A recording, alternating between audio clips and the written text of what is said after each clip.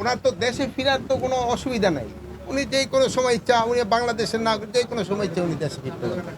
ওনারা যেই সময় উনি নিজেরে যেই সময় উনি মনে করবেন উনি সেই সময় দেশে ফিরবেন। মাননীয় উপদেষ্টা, খুশির ব্যাপারে বাংলাদেশের আপত্তি থাকার পরেও ধারাবাহিকভাবে ভারত আমরা এই ব্যাপারে ফরেন মিনিস্ট্রিতে লিখছি, ফরেন মিনিস্ট্রি ফরেন অ্যাডভাইজারও আপনাদের বলছে, তারাও কিন্তু তাদের চিঠি দিচ্ছে যে আমাদের বাংলাদেশি নাগরিক যদি ওই অগদেশে থাকে আমরা অবশ্যই নিব, কিন্তু তারা একটা প্রপার চ্যানেলে আসতে হবে। নিয়ম হলো প্রপার চ্যানেলে। ওনারা করে নাকি এটা ফলো না করে এই জঙ্গলে রাস্তা দেখি জায়গায় না ওই সব জায়গায় গিয়ে করে, এটা একটু অমানবিক। এই যেগুলো আমরা কিন্তু এটা শুধু আমাদের না, আমাদের যে অ্যাম্বাসেডার আছে, হাই কমিশনার আছে দিল্লি, তাকেও এটা বলা হয়েছে এবং ফরেন অ্যাডভাইজার এই ব্যাপারে আপনাকে কিন্তু ব্রিফও করছে।